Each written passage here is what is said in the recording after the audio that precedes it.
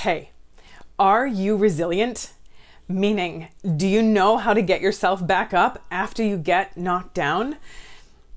And are you secretly singing a little bit of Chumbawamba in your head right now? I get knocked down, but I get up again. No, you're never gonna keep me down.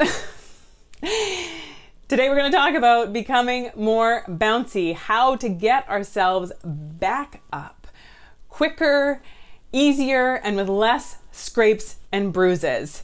And maybe some of you already are pretty resilient, and you're gonna know for sure by the end of this video.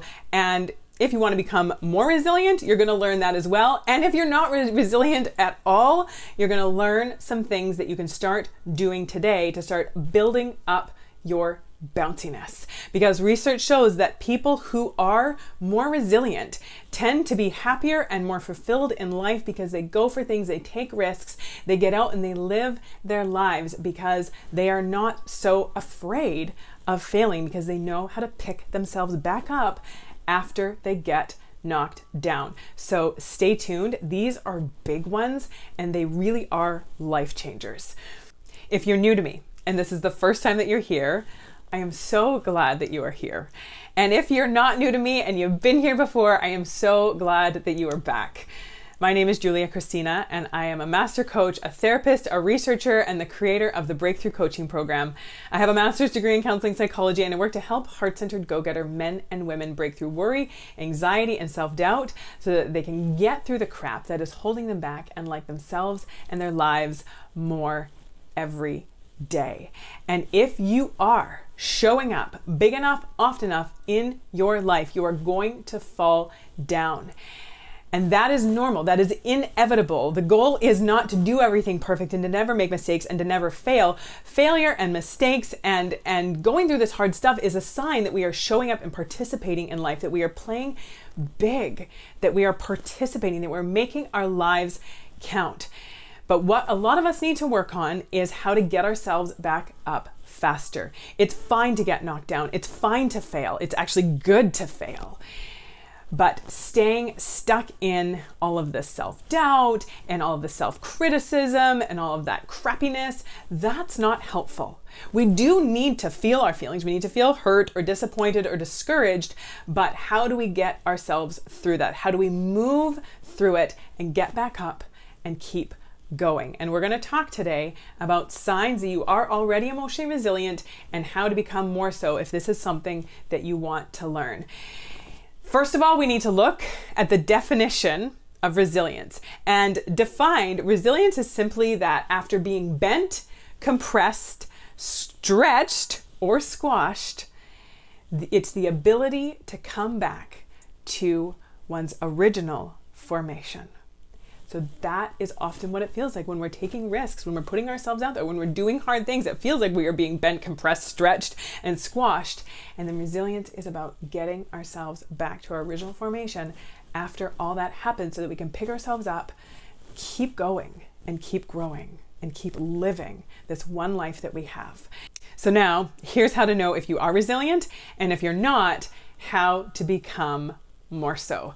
And the first thing that resilient people do is after they get their butts kicked, after they get knocked down, after they fail or get rejected, they allow themselves to have their feelings. They don't go immediately into just trying to think positive or just let it go or just move on, because oftentimes when you do that, that's numbing, avoiding, or repressing what you're feeling. And so creating space for your feelings, allowing yourself to feel hurt, allowing yourself to feel disappointed, allowing yourself to feel frustrated. And I'm not talking here about wallowing in those feelings or getting stuck in those feelings or spiraling out of control with those feelings. It's about being able to say, this sucks right now. This is hard right now. I'm frustrated right now. In this moment, I'm allowed to have my feelings. And they also know that those feelings are temporary. Like all feelings, they are impermanent. And so they don't have to freak out about getting stuck in that feeling of discomfort, because they know that it will pass, that they will feel better again. They will move through this, and likely a lot faster if they don't freak out about being uncomfortable in the first place, or if they don't try to numb or avoid or repress those feelings. The next thing that resilient people do is they show kindness, compassion, and understanding towards themselves for having their feelings. They show understanding. They say, maybe it's understandable that I'm feeling disappointed right now because I worked really hard at that and it didn't go the way that I wanted it to. Or maybe it makes sense that I am feeling discouraged. Maybe it makes sense that I'm feeling really frustrated because I went for it. I put myself out there. I tried so hard and it failed. I didn't get the outcome that I wanted. Or maybe it's fair enough that I'm feeling sad or hurt right now because I really cared about that person and they didn't want to be with me or they didn't want to continue on in the relationship. Maybe it's understandable. So showing ourselves some self-compassion, and I have a whole video about how to stop being a jerk to ourselves and how to just be more kind and compassionate towards ourselves for being human beings who have real feelings. And I'm going to link to that in the description below, so make sure you watch that right after here. But they're kind towards themselves. They don't try to run away from their feelings. They allow themselves to be human beings, and they are kind towards themselves for being human beings. The next thing that they do is they give themselves credit. They give themselves credit where credit is due. They allow themselves to say like, hey, I wouldn't have failed if I didn't put myself out there, if I didn't try something hard. I wouldn't have been rejected if I didn't make myself vulnerable and take a risk and go into a relationship instead of keeping myself hidden and alone and disconnected from other human beings. They give themselves credit. They recognize the courage and the strength that it takes to put yourself out there and make yourself vulnerable. They don't just beat themselves up because it didn't go the way they wanted to. They recognize what they did do and what that took to do that. The other thing that they do is they don't let their inner critic take over. When those self-defeating thoughts start to come in and when they're in that space of like, I failed and I suck and I can't do anything right and why do things always go like this and what's wrong with me, they keep that inner critic in check and they talk back to that inner critic. And they say like, hey, that's not true. Like, you're forgetting about this. Like, you had this failure, but that doesn't mean that you're a failure. You've had all of these other successes. And this relationship didn't work out, but that doesn't mean that you're a loser because you have these other people in your life who care about you, who love you, who value you. They don't let that inner critic have the final say. They challenge the inner critic and they don't let it take them down and keep them down and make them feel all kinds of crappy about themselves. They keep it in check. And if your inner critic is something that you really struggle with, I have a free download for you. It's my 5 favorite healthy reminders. And these are ones that I use when my inner critic wants to show up and try to take me down. When I've gone through something hard and I start beating myself up about it, I use these 5 healthy reminders, and this helps me to get my head back on straight, to get myself back on solid ground, and to get out of that shame spiral, the shame storm, that crappy place. So make sure that you grab that. I'm going to put the link to that 5 healthy reminders in the description below. The next thing that resilient people do is they take a success inventory. They let themselves take success inventories and they deliberately sit down when their brain is trying to tell them how much they suck and how much of a failure they are and how no good they are. They sit down and they look at all of the things that they have accomplished, that they have done, that they have been successful at, that they have taken on, and that they have gotten the results and the outcomes that they wanted. They look at how much of a bad, I don't know if you can say that word on YouTube, a bad butt. I can't say bad butt.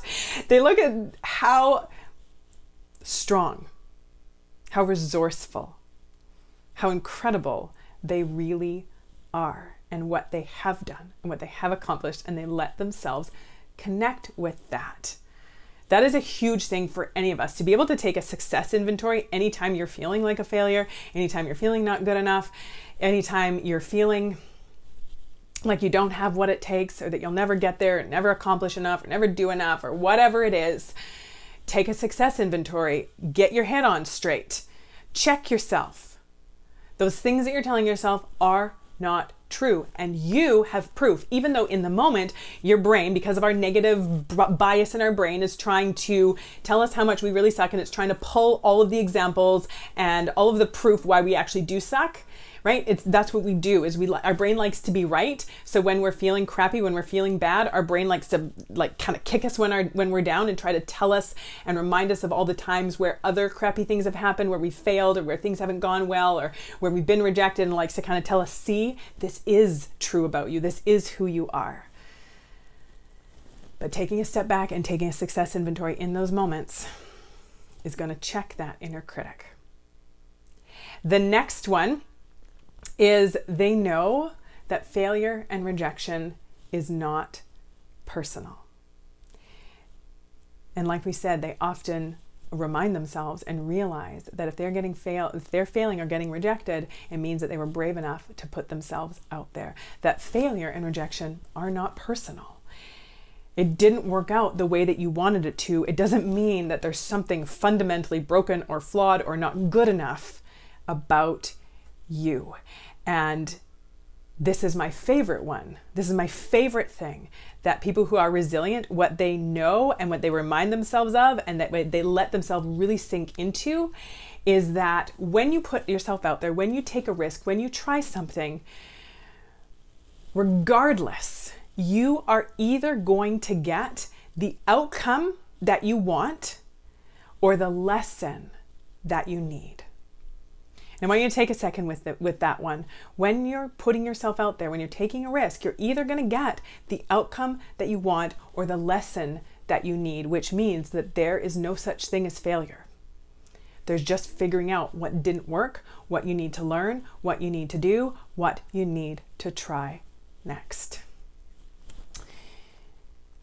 Resilience, becoming bouncy, catching ourselves when we fall so that we can get ourselves back up, so that we can keep going, so we can keep growing, so we can keep living our dang lives.